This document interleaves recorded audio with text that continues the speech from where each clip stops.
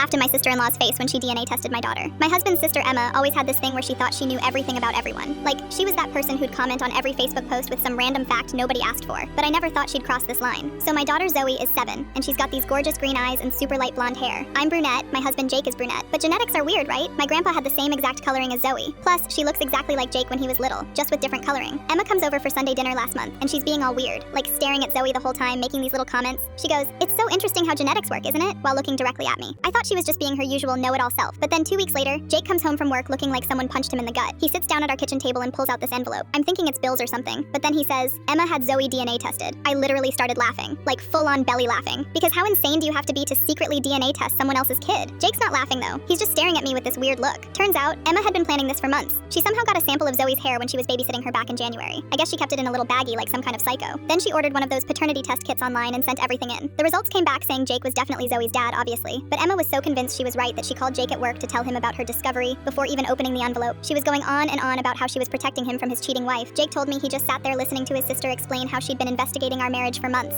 She'd apparently been taking notes about Zoe's features, researching genetics, even looking up my college friends on social media to see if any of them had green eyes. When Jake finally interrupted her conspiracy theory to ask what the actual results said, there was dead silence on the phone. Then Emma had to read out loud that the test showed 99.9% probability that Jake was the father. I was still laughing when Jake finished telling me this whole story, but then I got mad, like really mad, because who does that? Who secretly tests someone's kid because they think they're some kind of detective? Emma called me that evening, and I could tell she was embarrassed. She started with this fake apology like, "I'm sorry if I overstepped, but I was just looking out for my brother." I cut her off right there. I told her she was banned from our house until she could explain to Zoe why Auntie Emma thought Mommy was a liar. I said she needed to think about why she was so eager to believe the worst about me that she'd waste money on a DNA test instead of just asking if she had questions. Jake backed me up completely. He told Emma she'd lost her mind and needed therapy if she thought this was normal behavior. She started crying and saying she was just trying to protect family, but Jake shut that down fast. He said real family doesn't go behind each other's backs with secret investigations.